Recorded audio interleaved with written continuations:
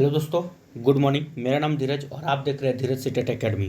तो चलिए आज की ताज़ा खबर की बात करते हैं। आज है आपका 12 अक्टूबर को टीचर संबंधित या शिक्षा संबंधित जितने भी न्यूज़ पेपर होगा हम सब आपके लिए लेकर आए हैं। तो चलिए देरी न करते वीडियो की शुरुआत करते हैं। सबसे पहले आज की हेडलाइन की ओर बात करते हैं। ठीक है, देखिए आज का एक ही पेपर है, अब बहुत इंपॉर्टेंट है, जो कि बीपीएससी टीआरई 4 को लेकर है। इसमें कहा जा रहा है आपका कि सरकार बनते ही टीआरई 4 की बहाली प्रक्रिया जो है वो हम शुरू कर देंगे। ये कहना किसका है? तो तेजस्वी जी का है। ठीक है, तो चलिए इसके बारे में हम लोग डिटेल से चर्चा करते हैं। उससे पहले कि अगर आप हम चैनल पर नए हैं तो चैनल सब्सक्राइब कर लीजिएगा और बेल आइकन दबाना नहीं भूलिएगा। देखिए आपको पता है कि चुनाव का दौर अब शुरू होने वाला है बहुत जल्द, और यहाँ पे अब आचार संहिता भी लग चुका है। और अब जो नेता, जो विपक्ष के नेता होते हैं, ठीक है, वोट के लिए कई वादे करते हैं। ठीक है, तो इन्हीं के बीच में एक आप अभी देख रहे हैं, इनका ट्वीट भी आया था कल ही परसों। कहा जा रहा था तेजस्वी जी की तरफ से कि सरकार बनते ही टीआरई 4 की बहाली शुरू होगी। ठीक है, चलिए देखते हैं क्या कहना चाहते हैं। कहा जा रहा है कि कहा तेजस्वी ने कि हमने 17 महीने के कार्यकाल में 2 लाख शिक्षकों की नियुक्ति की है। ठीक है, ये है आपका तेजस्वी जी का कहना। आइए पूरी खबर को देखते हैं डिटेल से।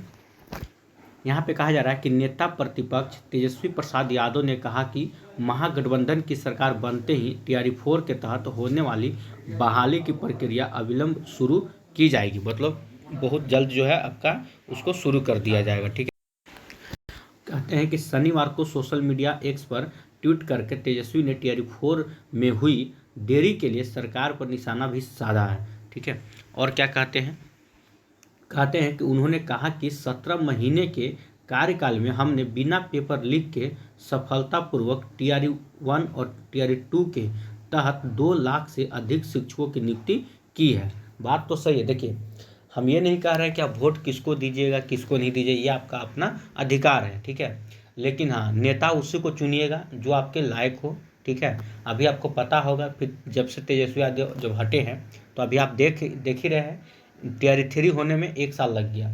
ठीक है, तब जाकर फाइनल हुआ है एनडीए की सरकार में। आइए और देखते हैं क्या कहा जा रहा है।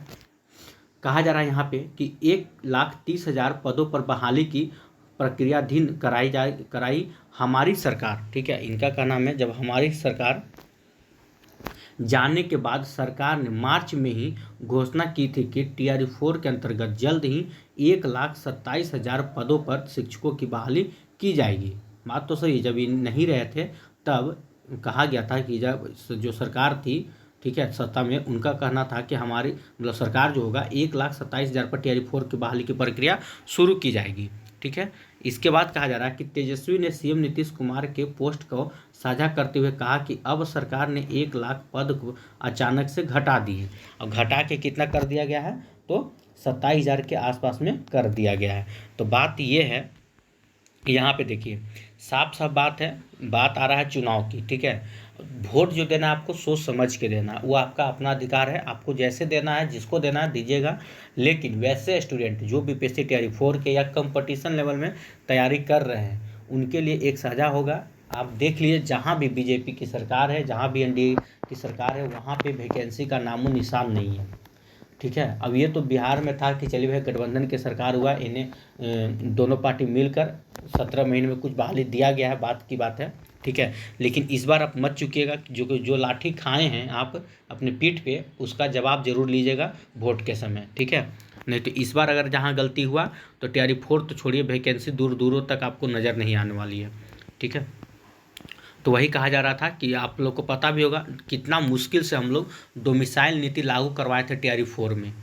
टीआरई 4 में कितना मुश्किल से डोमिसाइल नीति लागू करवाया गया था। डोमिसाइल नीति लागू होने से पहले बहाली जो था, साफ साफ आप लोग को कहा गया था कि 1 लाख के आसपास आएगा, या उतना भी नहीं तो 50% कहा जा रहा था कि टीआरई 4 और टीआरई 5 में तो कम से कम 50 से 55,000 एकदम स्पष्ट कहा गया था कि टीआरई 4 में 50 से 55,000 बहाली आ गई, इसमें कोई किंतु परंतु नहीं है। लेकिन जैसे ही डोमिसाइल नीति लागू होता है, सीटों की संख्या घटा दी जाती है, 26,960 ऐसी कुछ कर दिया जाता है। बताइए, जब डोमिसाइल नीति बिहार में लागू हुआ तो तुरंत सीटों की संख्या घटा दिया गया है। अब देखना है, हो सके कि चुनाव खत्म होता है, कहीं फिर से डोमिसाइल नीति को लागू कर दिया जाएगा, इसका कोई भरोसा नहीं है। ठीक है, बहुत तरह का बात निकल कर आएगा। तो वैसे में आपको यही करना है। अब तो अब कुछ होने वाला भी नहीं है कि आप आंदोलन कर लीजिएगा या कुछ भी कर दीजिएगा। अब यही है कि अब आप जो जिस नेता को चुनिएगा वो नेता आपके लिए कुछ करे, वैसे नेता को चुनिएगा, ठीक है। क्योंकि अब समय आ गया है आपके अधिकार का।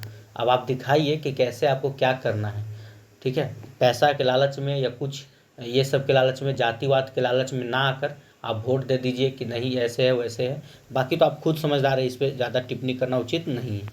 तो एक नज़र में याद रखिएगा, TRE4 में आप लोग के साथ धोखा हुआ है और इसका बदला आप लोग को सरकार से ही लेना है, ये ना कि किसी और से लेना है। क्योंकि TRE4 अगर चाहता अगर सरकार, तो चुनाव से पहले कोई भी सरकार हो वो चुनाव में अपना वोट बैंक बनाने के लिए मतलब चुनाव से पहले TRE4 की वैकेंसी आई हुई रहती। ठीक है, आप सीटों की नहीं हुआ था, रोस्टर क्लियर नहीं हुआ था, सारा चीज़ था, ये बाद में भी होया जा सकता था। आप स्पष्ट बोल देते हैं, ठीक है, मतलब कम से कम फॉर्म भराना तो शुरू कर देते हैं। पिछले बार TRE3 में क्या हुआ, तो उस स्पष्ट बोले थे कि अभी जो सीट हम दे रहे हैं इसको घटाया भी जा सकता है, बढ़ाया भी जा सकता है। सीटों की संख्या आगे पीछे किया जा सकता है, जो उन्होंने किया भी था, ठीक है। तो TRE4 में भी ऐसे हुआ जा सकता था, लेकिन सरकार नहीं चाहती थी। सोचिए, चुनाव के समय में भी सरकार आप लोग से को मतलब नौकरी नहीं देना चाह रही है, तो ये क्या गारंटी कि चुनाव के बाद सरकार आपको नौकरी दे देगी।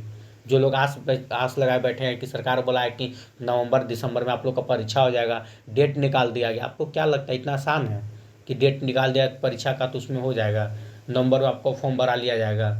कभी ये सब नहीं होने वाला है। जो जो आदमी चुनाव से पहले नहीं मतलब परीक्षा करवा सका, वो चुनाव के बाद क्या करवाएगा? तो यही बात है कि सोच समझ के आप लोग को वोट देना है। क्योंकि TRE4 बहुत बड़ी बहाली थी चुनाव से पहले, जो वो भी सरकार नहीं करा सकी, ठीक है। अब बाकी लोग जिनका भी स्टेट का, सभी लोग का तो स्टेट 2025 का एडमिट कार्ड जारी कर दिया गया है। जो लोग नहीं देखे वो भी देख लीजिएगा और अपने अपने तैयारी में लग जाइए। क्योंकि इस बार जो परीक्षा है आपका TCS के माध्यम से होने जा रहा है, तो हो सके थोड़ा सा पेपर आप लोग को टफ देखने को मिले।